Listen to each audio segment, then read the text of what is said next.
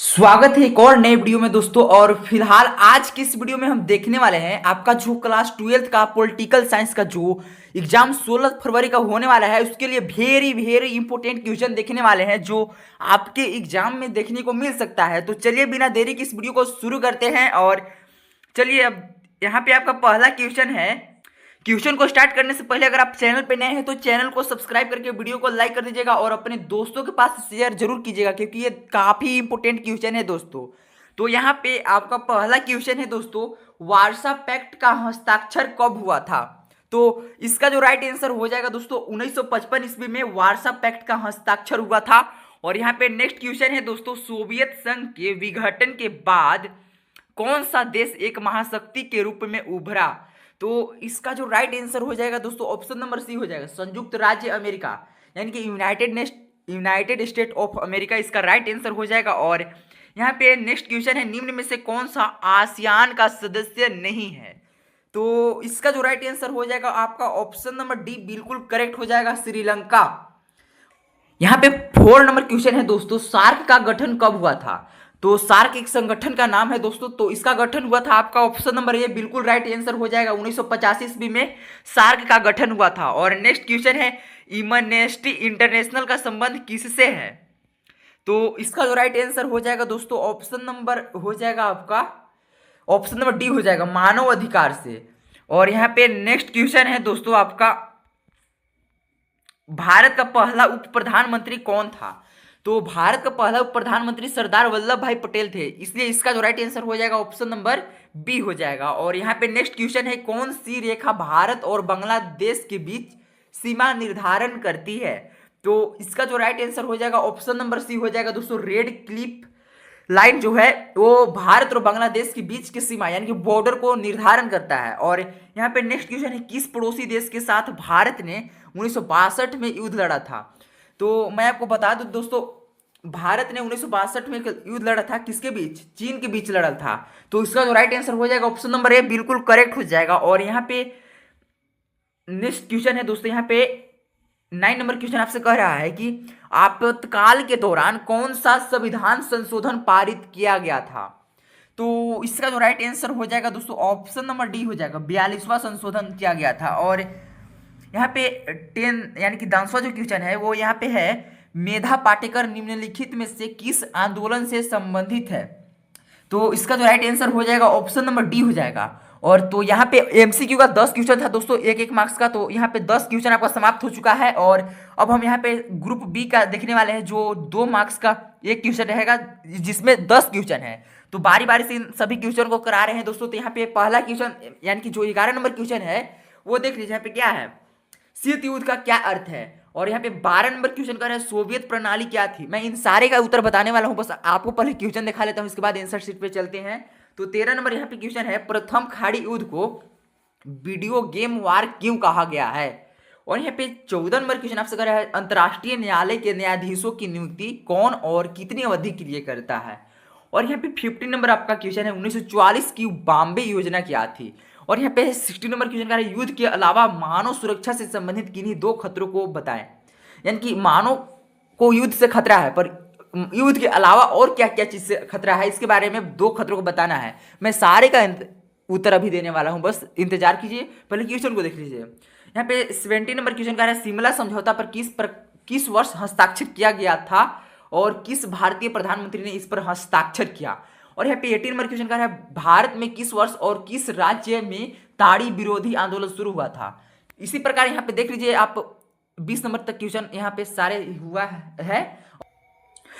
हाँ जी दोस्तों, तो बारी बारी से अब हम क्वेश्चन के साथ साथ आंसर भी बताने वाले हैं। तो यहाँ पे आपका 11 नंबर क्वेश्चन था, शीत युद्ध का क्या अर्थ है?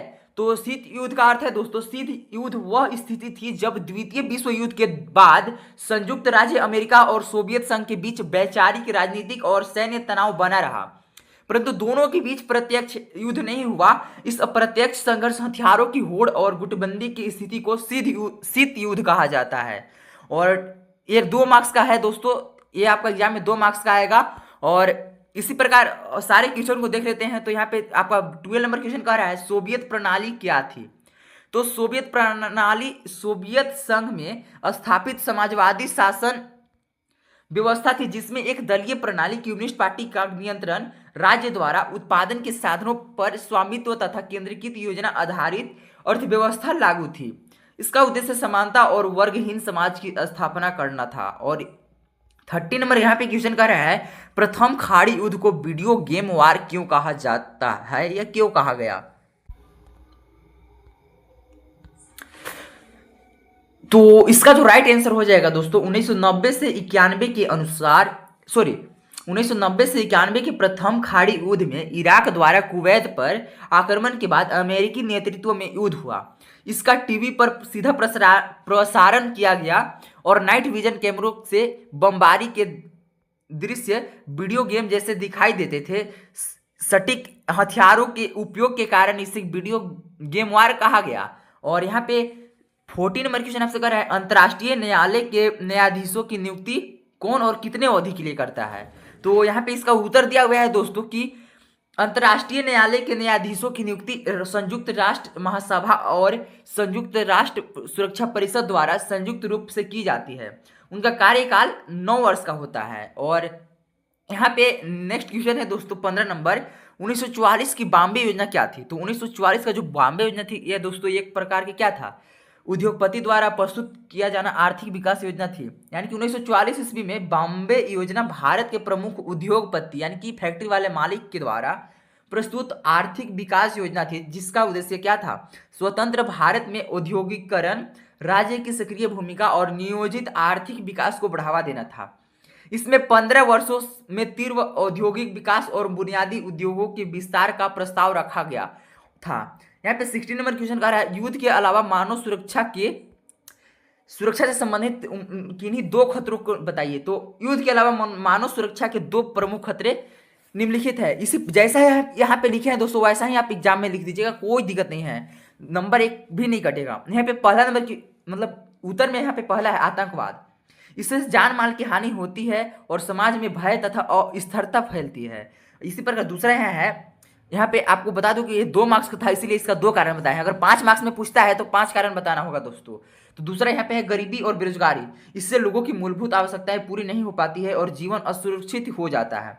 इसका और उदाहरण है दोस्तों, इसको टच करते हुए आपने 5 मार्क्स के लिए भी बना सकते हैं। जैसे महामारी हो गया, प्राकृतिक आपदा जैसे भूकंप वगैरह आ गया, ये भी युद्ध के अलावा ही एक ऐसा है आपदा। पर्यावरण प्रदूषण जैसे हो गया आदि, ये सब है दोस्तों, देख लीजिएगा आप खुद से। और यहाँ पे 17 नंबर क्वेश्चन कह रहा है कि शिमला समझौता पर किस वर्ष हस्ताक्षर किया गया था और किस भारतीय प्रधानमंत्री ने इस पर हस्ताक्षर किया था? तो इसका जो राइट आंसर हो जाएगा इंदिरा गांधी और जुल्फिकार अली भुट्टो के द्वारा या भुट्टी के बीच 1972 ईस्वी में शिमला समझौते पर हस्ताक्षर किए गए थे। इसमें भारत की ओर से प्रधानमंत्री इंदिरा गांधी ने हस्ताक्षर किया था। और इसी प्रकार यहाँ पे अब हम आ चुके हैं 80 नंबर यानी कि 18 नंबर क्वेश्चन की ओर। तो यहाँ पे 18 नंबर क्वेश्चन आपसे कह रहा है दोस्तों कि भारत में किस वर्ष और किस राज्य में ताड़ी विरोधी आंदोलन शुरू हुआ था? तो ताड़ी आप जानते होंगे दोस्तों, जो एक ताड़ का वृक्ष होता है उससे निकाला जाता है, जो शराब टाइप का एक होता है दोस्तों। तो यहाँ पे उत्तर लिखा हुआ है, भारत में ताड़ी विरोधी आंदोलन 1992 ईस्वी में आंध्र प्रदेश के राज्य में शुरू हुआ था। यह आंदोलन महिलाओं द्वारा शराबबंदी की मांग को लेकर चलाया गया था। और यहाँ पे बता दो दोस्तों कि ये जो आपसे ऑब्जेक्टिव में यह भी पूछ सकता है कि मतलब कि जो भारत में किस वर्ष और मतलब कि ताड़ी विरोधी आंदोलन शुरू हुआ था। तो यहाँ पे आपको बताना होगा 1992 ईस्वी में हुआ था। और अगर राजस्थान पूछता है तो आंध्र प्रदेश आपका राइट आंसर हो जाएगा। और 19 नंबर क्वेश्चन रहा है, दलित पैंथर्स क्या है?